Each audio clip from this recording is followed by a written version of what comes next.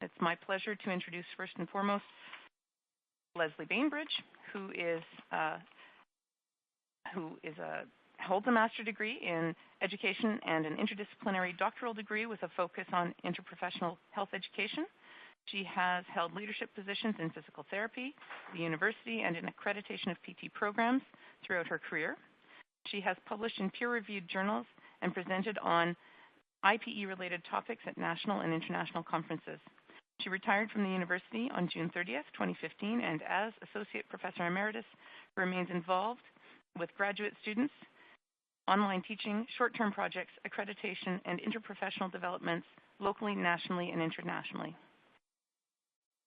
Kathy Davidson is a physiotherapist and independent consultant. Subsequent to 20 years of clinical practice and administration in community-based pediatric rehabilitation, she now provides consultant services and has special interests in evidence-based practice, education, accreditation, and regulation of health professionals. She is the Executive Director of Physiotherapy Education Accreditation Canada, or PEAC as it's known, and a technical reviewer for the Registrant Competence Assessment of the College of Physical Therapists of British Columbia. She is also an adjunct professor in the Occupational Science and Occupational Therapy Department of the University of British Columbia. And then there's me, Leanne Loranger, Manager of Policy and Practice at Physiotherapy Alberta. So I'm very pleased to have everyone join us this morning, and I'm going to actually kick us off in a little bit of an unusual start for our webinar session. This project, the objectives for today's presentation, we hope that at the end of the session you will understand the components of burnout, which are emotional exhaustion, depersonalization, and personal accomplishment. And you'll be able to identify the interaction between the components of burnout and measures of work engagement, and be able to identify the impact of burnout on patient safety and human resource related issues. We hope that you'll recall the prevalence of burnout among physiotherapists in Alberta in general and be able to extrapolate those findings from the study to your own practice setting. And most importantly, Kathy's section, we hope that you'll know where to find resources to help you manage burnout in yourself and in your teams. So first off, we all need to get on the same page with an understanding of what burnout is. So this definition by Maslach and Jackson from 1996 identifies the key aspects of burnout, which are increased feelings of emotional exhaustion. And as emotional exhaustion increases, workers begin to feel that they're unable to give of themselves, which in turn contributes to the development of depersonalization, which is otherwise known as or demonstrated as negative or cynical attitudes about one's patients, and can lead staff to view patients as deserving of their troubles or as objects rather than individuals. It can also lead to reduced personal accomplishment or the tendency to evaluate oneself negatively. Workers may feel unhappy about themselves or dissatisfied with their own accomplishments. In contrast, the construct of work engagement is defined as a positive, fulfilling, work-related state of mind characterized by vigor, dedication, and absorption. Schiffelli et al. Are the key researchers in this area, and they go on to state that engagement is not a momentary or specific state, but rather a persistent and pervasive state that's not focused on any particular object, event, individual, or behavior. Due to the nature of their work providing care to patients within an increasingly demanding healthcare system, physiotherapists are at risk of burnout. And anecdotal evidence suggests that burnout is indeed a problem among physiotherapists. When individuals are burnt out and disengaged from work, the quality of their patient care and the effort that goes into their daily work suffers. And that can lead to or be a possible factor when investigating issues such as patient complaints, disruptive workplace behavior, employee absenteeism or presenteeism, and attrition.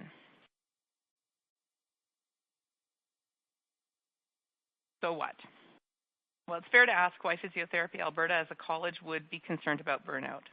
So what we know is that healthcare workforce planning trends suggest that healthcare employers will have difficulty maintaining staff in the future to be able to provide safe and effective care due to changing patient and provider demographics. And in fact, we already see with the recent report from the Conference Board of Canada that physiotherapist unemployment is very, very low. So we already know that we have workforce planning issues around staffing. In addition, as workload demands increase, and especially if that occurs in conjunction with staff absences or shortages, it can further exacerbate burnout. And in this way, staff shortages, absenteeism, and attrition can be both the result of burnout and an aggravating factor for burnout among physiotherapists. So Physiotherapy Alberta has a mandate to ensure the quality and safety of patient care provided by our members.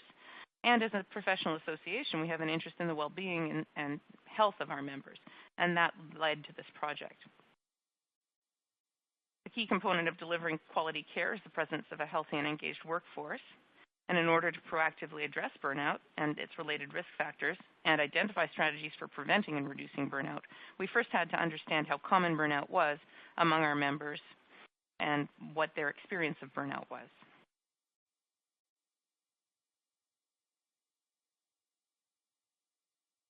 When it comes to measuring burnout, the Maslach Burnout Inventory is one of the most widely used tools to measure burnout. There are several versions depending on the sector in which an individual works. We use the MBI HSS, or the Human Services Survey, which is designed for people who work in health services and other services that directly interact with people. So the Maslach Burnout Inventory quantifies the 3 domains of burnout, and what they've shown is that increasing emotional exhaustion and depersonalization on the MBI and decreasing personal achievement lead to or correlate with a high degree of burnout. Burnout is typified by high emotional exhaustion and depersonalization and low personal achievement. In contrast, the Utrecht Work Engagement Scale, or the UWES-9, is the scale that's used to quantify the 3 domains of engagement. It has good factorial validity, internal consistency, and test-retest reliability. Normative values have been established for this tool. And what you can see is that increasing scores on the UWES equate to a high degree of work engagement, and work engagement is thought to be protective against burnout. However, there's an imperfect negative correlation there. So high scores on the UWES correlate with low scores on the MBI, on the subscales of emotional exhaustion and depersonalization, and correlate with high scores on the PA subscale. However, both constructs, both engagement and burnout, need to be considered at the same time, because when an employee is not burned out, as Shefeli and Baker identified in 2003, it doesn't necessarily mean that he or she is engaged in his or her work. Reversibly, when an employee is low on engagement, that does not necessarily mean that he or she is burned out. So why did we do this study? Well, as already stated, burnout leads to absenteeism, presenteeism, and attrition from the profession. That can in turn lead to poor working conditions. For example, if 1 or 2 of your teammates fail to show up to work because they're burnt out, that can lead to fatigue and burnout among those who did attend. As I already said, there's some indication that burnout relates to patient safety issues and potentially to patient complaints. So it's clearly within our regulatory mandate to address those concerns that put patients at risk. Through doing the study, we hoped to be able to instruct employers about the things they could do to improve work conditions and worker retention. And we also hope to be able to help individual members to recognize burnout and to take action to manage it when needed. And in order to do so, as I've already stated, we needed data on the problem.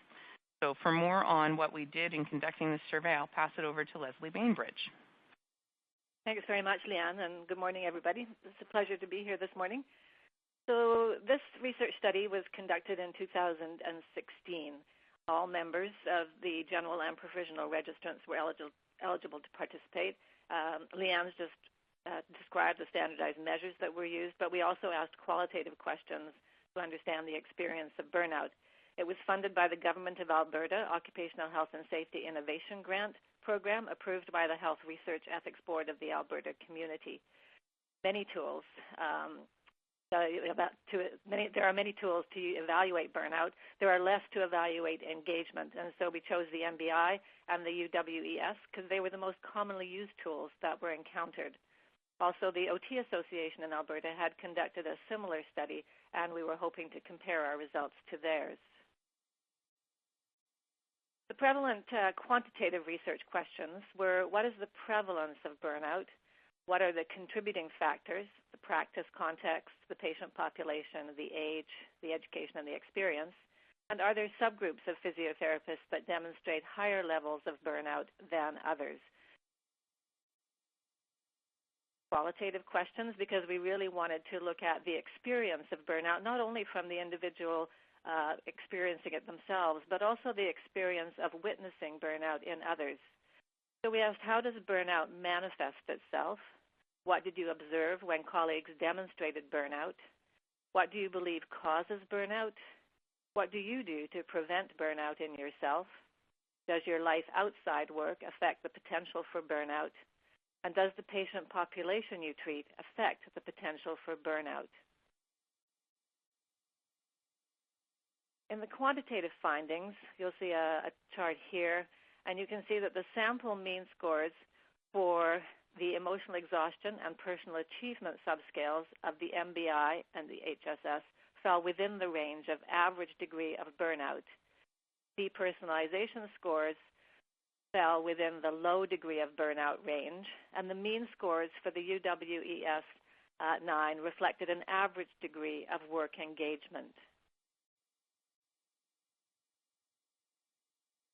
In the proportion estimates, the large standard deviations reflected considerable variability in the study sample for all 4 results, with some individual respondents falling well within the high degree of burnout range for the emotional exhaustion and personal achievement subscales of the MBI HSS. This finding was further supported by the proportion of the study sample estimated to be at high risk for burnout based on individual scores for each element of the MBI HSS and individual UWES scores. So looking at the associations between burnout and practice or demographic characteristics, we looked at age, experience, education, and the practice setting. So the following associations were identified. Age and experience. Respondents 61 years of age and older reported statistically significantly lower mean emotional exhaustion scores than respondents in other age categories. Respondents 41 years of age or older had significantly lower mean depersonalization scores than those in other age categories. Respondents with more than 15 years of experience demonstrated significantly lower mean emotional exhaustion scores after adjusting for age. There was a decreasing trend in depersonalization scores, not statistically significant, with increasing experience. In the context of education, respondents possessing Masters of Science degrees had higher mean depersonalization scores than those with the BSc or other academic backgrounds. And in the context of the practice setting, mean MBI subscale scores, which was the emotional exhaustion, depersonalization, and personal achievement, were not statistically significantly correlated to practice setting. However, respondents from post-secondary education settings, private practice, and the unknown, not applicable, or other practice setting categories demonstrated statistically significantly higher mean UWES 9 scores than respondents from the other practice settings. On the qualitative side, we first looked at the experience of burnout. So we used Attwitz-Sterling's method of thematic network analysis. So we identified basic themes, organizing themes, and global themes. So on this particular image where we're looking at the own experience of burnout and using mind maps to try and crunch down the data so that we could see what some of the key messages were, basic themes that arose were issues like a dread of work, exhaustion, can't cope, lack of confidence, intolerance, and illness of some kind. This image aligns quite closely with Maslach constructs of burnout, emotional exhaustion, depersonalization, and low personal achievement. All of the constructs are evident in the basic themes arising from this question. The most commonly reported symptoms of burnout related to fatigue and exhaustion, and that came up over and over again in different ways of expressing it, but the theme was very, very strong. And furthermore, when asked about their observations of burnout in others, respondents identified similar characteristics to those that they identified in themselves when experiencing burnout. When witnessing burnout, as again you can see here, exhaustion, sick leave, emotions, irritability, mental health issues, and decreased empathy. And in reading the data that supported the witnessing burnout, it was clear that people were very concerned about others as well as about themselves. And what witnessing it in somebody else seemed to verify for people what they actually felt themselves. So very, very great similarities between actually experiencing burnout and what they had actually witnessed in others. And the causes of burnout. There seem to be many causes of burnout, but the ones that stuck out the most were relating to self. So work-life balance, your own health, feeling as though people had unrealistic expectations of you, and a lack of boundaries, and sleep came up a lot, which really ties into the emotional exhaustion piece. Workload was another theme, the volume of workload, decreased resources, staffing issues. Clients themselves could be a cause of burnout, the complexity of clients in many contexts of practice, the emotional needs or trying to meet the emotional needs of clients, and then the demands of families on the physical therapists. The work environment came out strongly, and here a lot of the themes, the sub-themes related to management, how people felt they were valued or treated within the workplace, the system itself, the introduction of technology, recognition for the work that was performed, and the relationships with co-workers. And then the external causes, many, many links to family, to social networks, and to financial stresses. So when we looked at the global themes, we found that there were clusters of workplace factors. So with the wealth of qualitative data that we gathered and then analyzed and then put into these two global themes, this first one is these workplace factors. So burnout is affected by the workplace and the interplay between the work context, the patient or client, and the individual physiotherapist. Respondents identified many perceived work-related causes of burnout, which I've gone through in the previous slide. But just to repeat there, work overload, unrealistic expectations, lack of recognition from management and client demands, and several of the perceived causes of burnout related to the management and leadership within the workplace.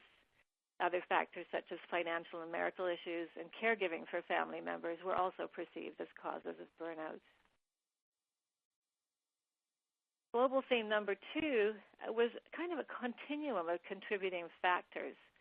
So the manifestations of burnout are affected by the interplay between the contributing factors to and those preventive of burnout. When asked about burnout prevention, the strategies identified were largely focused on activities and actions external to work, maintaining a healthy lifestyle, and the importance of social relationships. Within the work environment, flexible hours, career changes, positive workplace relationships, and continuing education were perceived to help to prevent burnout. So in our discussion, the findings from the study are consistent with the published literature. The research reports emotional exhaustion scores ranging from 21.1% to 58%, and personal achievement scores ranging from 14% to 18.7%. This compares with 37% and 17% respectively in this study. Although Alberta physiotherapists demonstrate an average degree of burnout, a high proportion of respondents demonstrating a high degree of emotional exhaustion. Past research has demonstrated that high levels of emotional exhaustion can be a precursor for the development of burnout as measured by the other MBI and HSS subscales.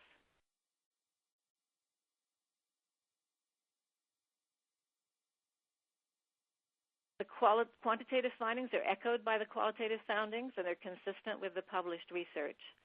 Significant number of burnout manifestations related to fatigue and exhaustion.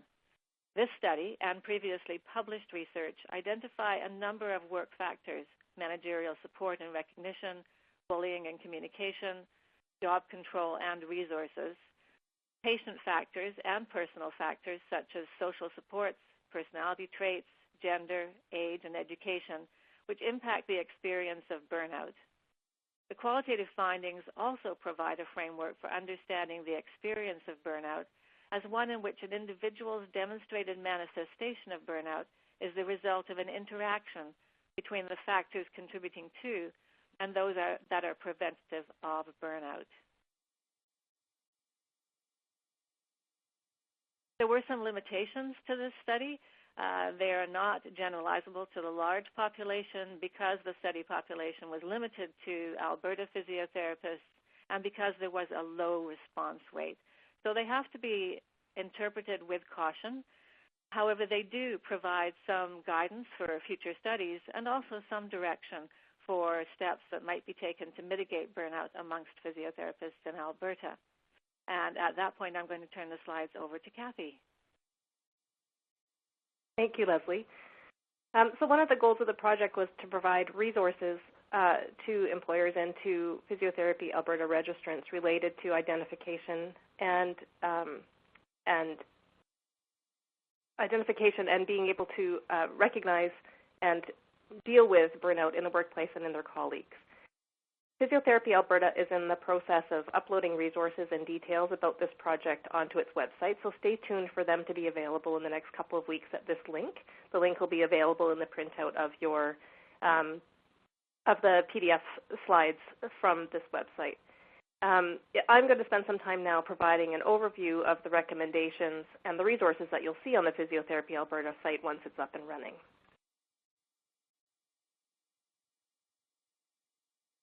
We've learned that the experience of burnout can be understood as an interaction between the negative experience of burnout and the positive experience of engagement. The research also tells us that evidence-based solutions for the problem of burnout are lacking, and interventions that have been studied appear to be context-specific. However, Physiotherapy Alberta and employers and individuals can act to address burnout by employing a two-pronged approach. First, addressing contributing factors to burnout, and second, to act to achieve increased work engagement. As stated by Maslach et al. In 2001, managerial interventions are necessary, but are insufficient unless educational interventions convey the requisite individual skills and attitudes. Neither changing the setting nor changing the individual is going to be enough. So strategies can and should be applied to both the workplace and the individual. The project revealed several strategies related to recognizing and managing burnout, and the resources, once they're ready, will be divided into two categories: recommendations and resources for employers, and recommendations and resources for individuals. So it's important for employers to be aware of burnout and the early signs in their employees. Workplaces should look to improve culture such that there's a better engagement and communication, and that it's expected to discuss burnout and other mental health challenges in an open and supportive way. Research tells us that burnout can be mitigated by allowing flexibility in work hours, in recognizing employees for their accomplishments, and by providing them with access to professional development. All of these things are considered to be job resources and can help mitigate the risk of burnout. Communication and openness in the workplace will create an atmosphere where it's safe to discuss burnout and accepted for employees to speak up if they notice their colleagues struggling at all. Ensure that employers and employees collaborate to find solutions and create an environment that provides this kind of support.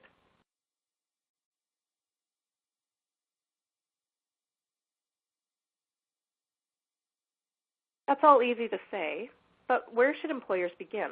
Why would employers be motivated to do this?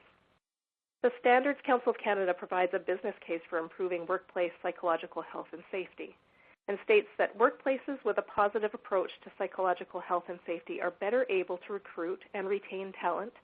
They have improved employee engagement, enhanced productivity, they're more creative and innovative, and they have higher profit levels.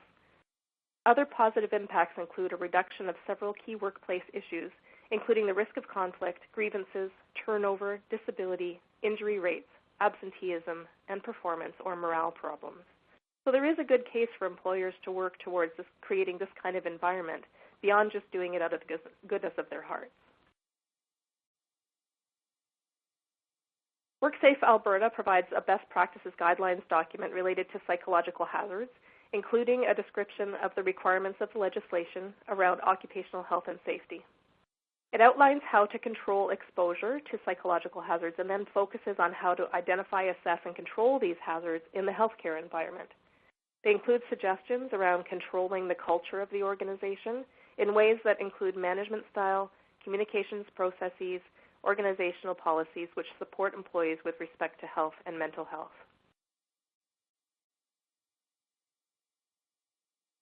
Another resource for employers can be found on the American Medical Association site in their Steps Forward initiative related to physician wellness. And it's especially targeted at addressing and preventing resident and fellow burnout. These modules are openly available, and they provide a step-by-step guide for employers towards creating a wellness culture, which includes creating a framework, developing a program and fostering individuals, empowering faculty and trainees to confront burnout, and creating a sustainable culture of wellness and resiliency. So by now, some of these are likely beginning to sound familiar to you, things around wellness and around culture of an organization.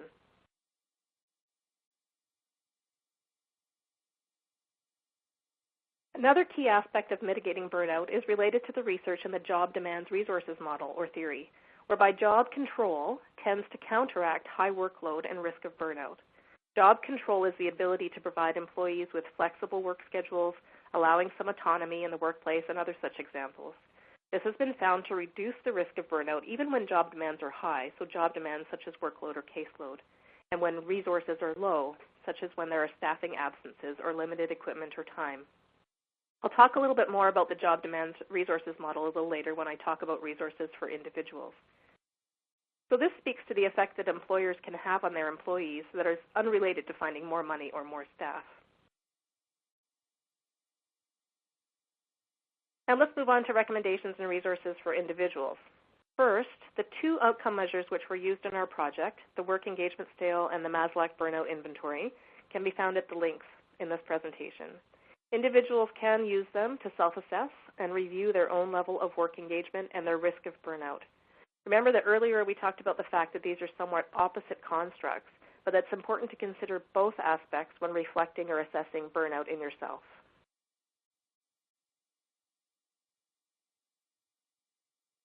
There are lots of other resources available to self-assess, although certainly not in the most evidence-based way. One of them is shown in this slide, and there'll be a few others later. This is a resource which reflects the research and the results of this project in a more pop culture type of presentation. It takes a little bit less time, gives you a quick overview. The research shows that patient interactions, especially in some contexts that are highly emotionally laden, can more likely lead to burnout, or at least those individuals in these higher stress environments show more risk of burnout. It's important for clinicians to be clear about personal boundaries with patients and identify expectations and take care of themselves when they're away from work. There's some evidence that job demands, workload, and work conflict lead to emotional exhaustion and depersonalization, which are two of the three constructs on the MBI. As I mentioned earlier, there's also evidence that this can be mitigated by providing job resources, including flexibility in schedules and autonomy. Other job resources are defined as things such as social support, coworker support, performance feedback, not only financial or physical resources.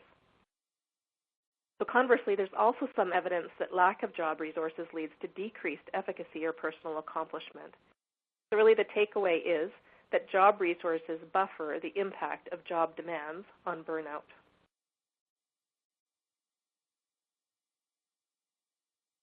The following couple of slides are more resources in a pop culture realm related to experiences with burnout and strategies to prevent it, or at least to counter the risk of burnout. Sometimes reading the stories of those who have been there can resonate with us. This one is an article on the Psychology Today website about strategies to avoid burnout. And this one is from a mindfulness website related to life balance and awareness.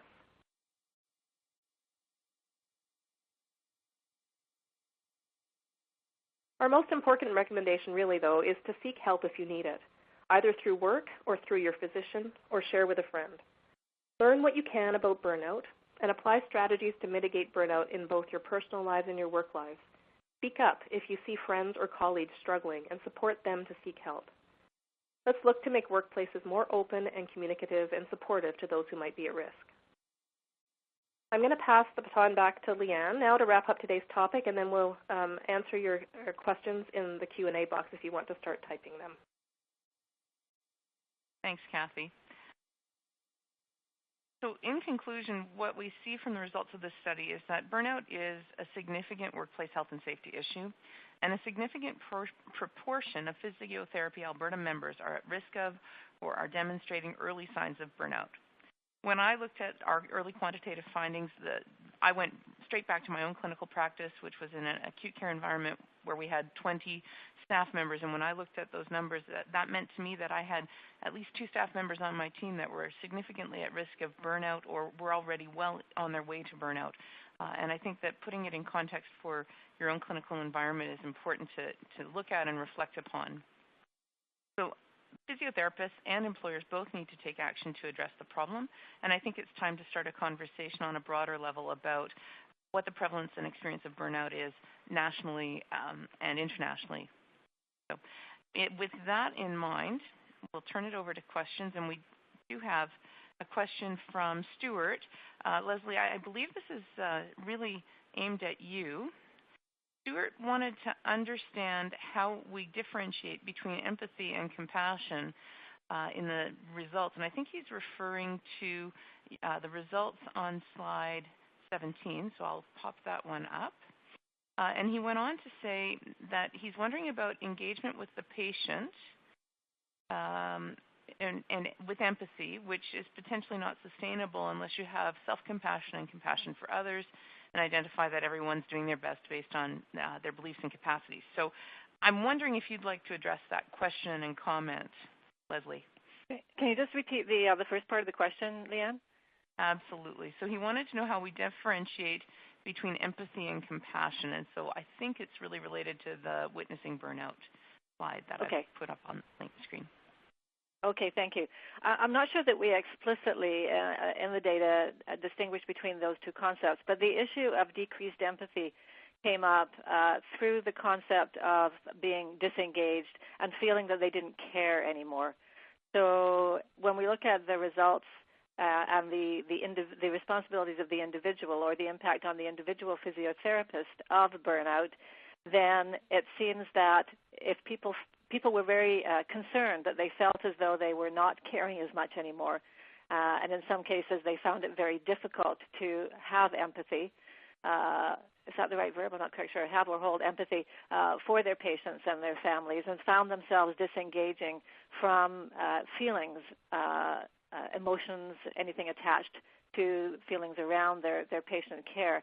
And so the compassion piece, the ability to demonstrate compassion. And interesting, this is just a slight sidebar, but there was a researcher out of the Sauder School of Business at UBC, Peter Frost, who wrote extensively and researched extensively on compassion in the workplace. Now, I think much of his work was looking at compassion from the perspective of the employer towards the employee. But compassion in the workplace generally, I think, is an issue that we've ignored for too long. Now, if we can use the context of compassion to look at how people manage burnout because they feel that they are not as empathic, that they are disengaging, and that they're just not caring as much, then perhaps we will be able to support people. And certainly, Leanne, you mentioned earlier about the quality of patient care and how burnout can affect patient care. And this, for me, in looking at the qualitative data, was one of the areas that I thought was really, really important to look at. If people aren't caring, if they're not able to be empathic, if they're really disengaging, then how can we help to manage that? How can we turn that around? And I think in turn we would find that would influence compassion in the workplace. Does that answer the question? Sounds good to me. We'll see if Stuart has anything to add to that. I have another question from Aram, I think is how you say the name. So Aram wants to know, what suggestions do you have, and I think, Kathy, this may be best directed to you, what suggestions do you have for a new graduate in terms of avoiding burnout? So we talked about work-life balance to help avoid burnout, but you know, you can't change the fact that you're a new graduate. It's hard to change your age. So what other things can be done to try and manage or prevent burnout? I think that, we saw from the data from the physiotherapy registered population that those with less years of experience and higher education levels, which we were assuming potentially were the master's level students that had graduated fairly recently, they're the ones that were at the higher risk of burnout in the data that we collected. And so, yes, I do think new grads are at a higher risk. I think work-life balance definitely is something to consider, and I think the millennial generation, from what we see in the research, is more aware of that and is looking to control their workload and to balance their lives a little bit better than perhaps earlier generations were. When you are looking for work, or when you are first graduated and you are busily trying to get postgraduate courses done or continuing ed courses done to get your manual therapy levels or the other things that new grads do immediately upon graduation, I think it's important that you think about work-life balance, but also think about where you're working. The research that we've discovered really is that workplace culture is extremely important. And I think as you're interviewing and as you're working in various environments, keep that in mind and understand what a good organizational culture is and what a culture is that perhaps is not supportive and not helpful. And I think if you have any choice at all about where you're working, it's important to consider that when you're making decisions about where you choose to spend your work time.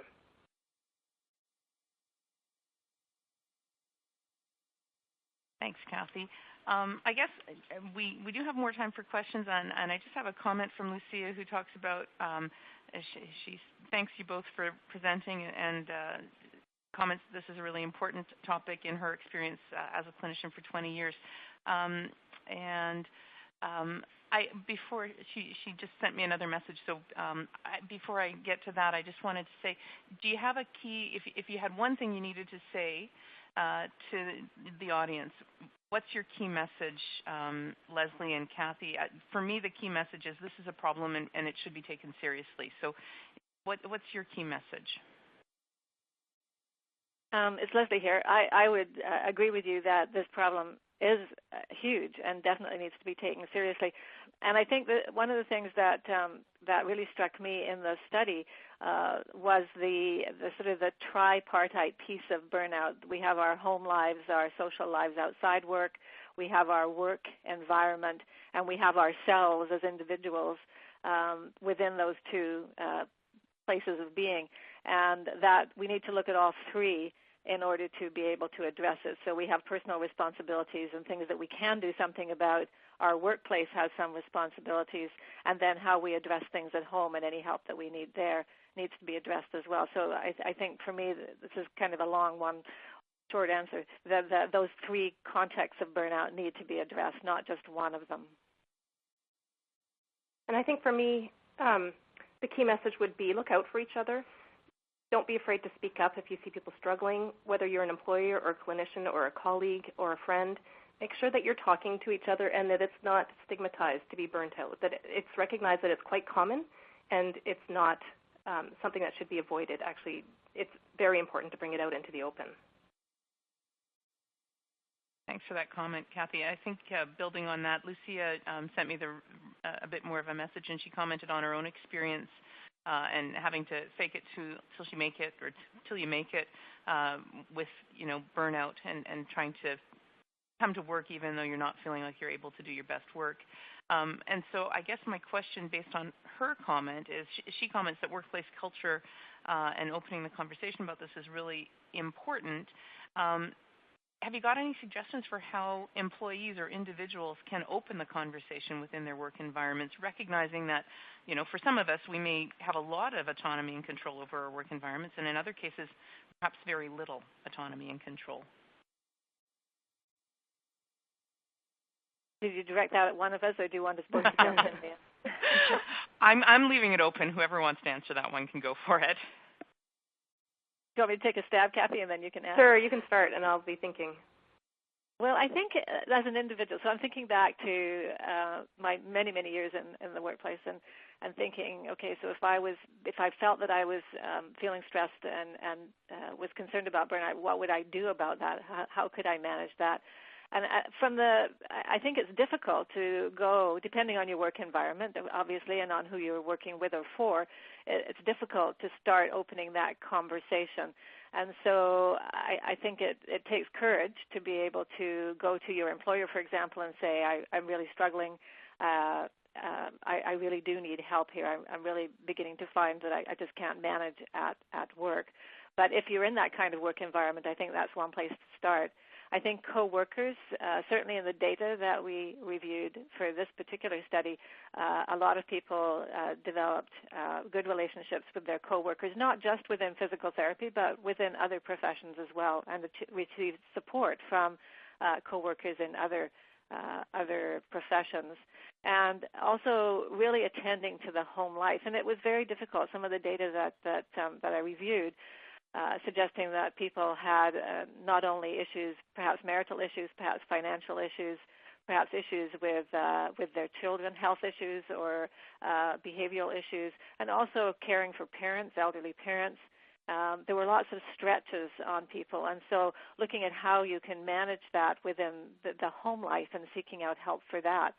I think the individual has a responsibility, but also not an easy responsibility to reach out. And a lot of the resources that Kathy's mentioned can now be accessed online there. You don't necessarily actually have to go and see somebody. So some of those resources may help people to figure out where to go next.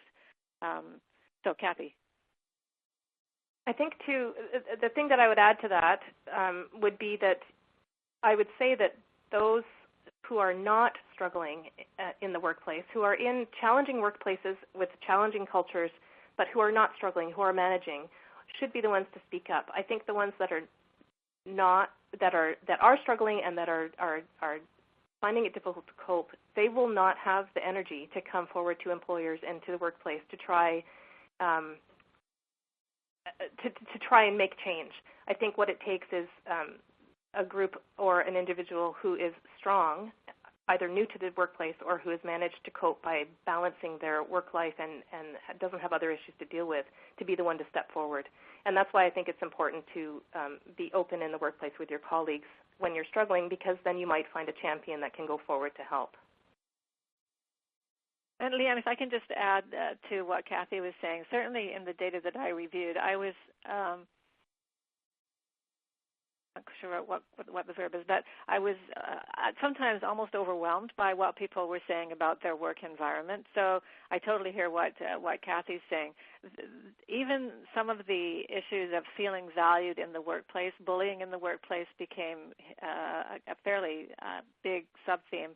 I think the sense that the workplace, the people that control the environment within the workplace have a huge responsibility to not only create a safe place for people to talk about it and for those who are strong enough to speak up, but also to look seriously at what kind of work environment they are promoting and facilitating for their employees. And yes, times are tough. Yes, there's lots of change. Yes, there are lots of financial constraints. Nonetheless, I think the workplace itself and those people who are in leadership positions have a huge, huge responsibility to take this seriously and to look at what is happening in their workplace and how can they help to make it a safer place for people to speak up, and how can they make it a place where people feel that they want to be working, feel valued for the work that they do, and mitigate some of those issues around burnout as much as they can.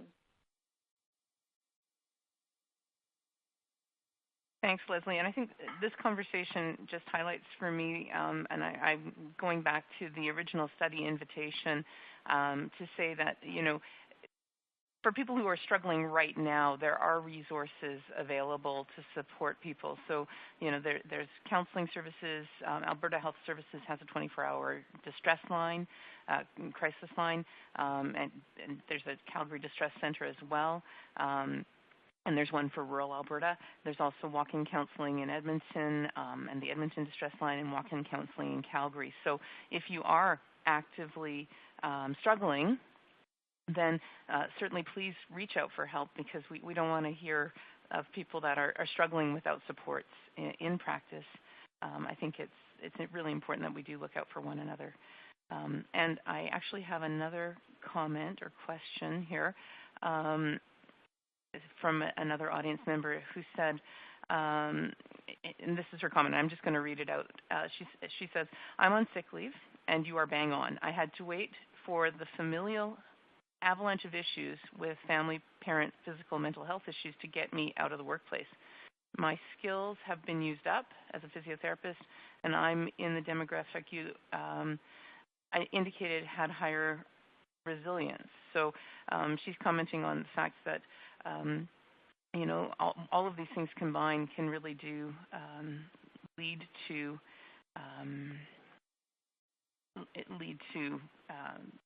burnout and to that point of no return where you do end up on leave.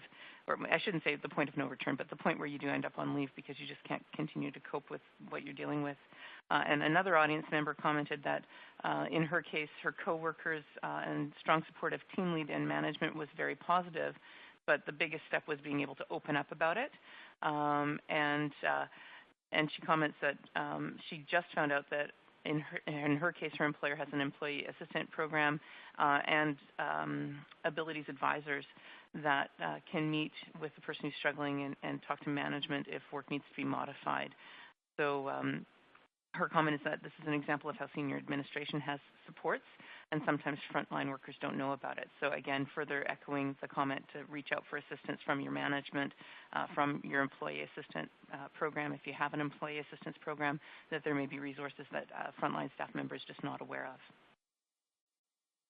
Now, we're getting to the end of our questions in the question and chat pod, and I will just answer those who are interested in knowing that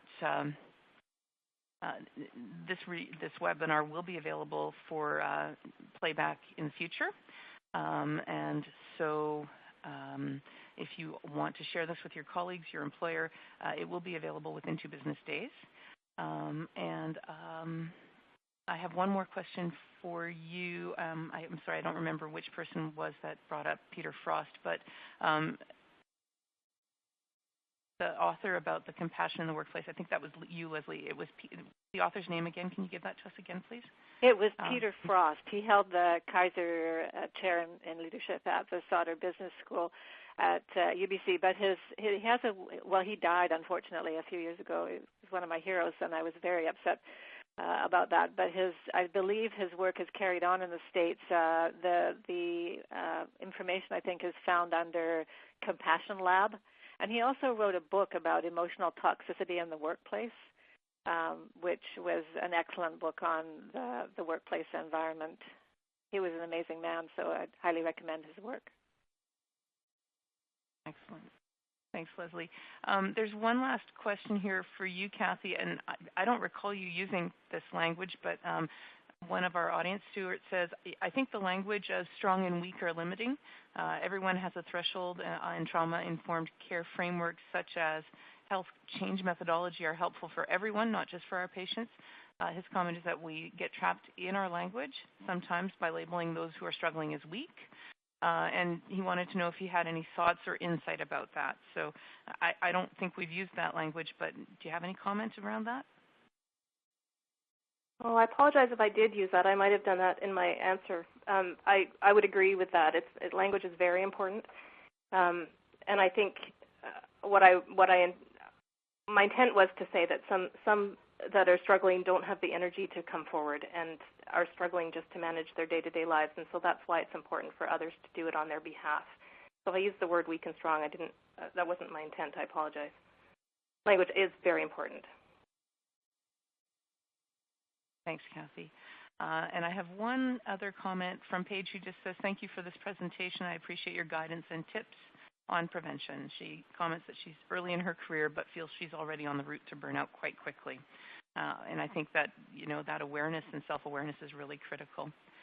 Now, usually when I start to wrap up, we get a flurry of questions in the question pod, so I'm going to stall for time for a minute and thank the audience for joining us this morning for this important conversation, and also thank Kathy and Lesley very much for being here with us. It's quite early for them. They're both based in BC, so thank you for getting up extra early to join us this morning. I think it is a really critical topic, and I appreciate your insight and all of the work on this project. It's been quite a long time to get to this point, so thank you very much. And thank you again to the audience. And with that, I think we will call our presentation to a close. So enjoy your day, everyone, and we'll see you in September when our 2017-2018 webinar series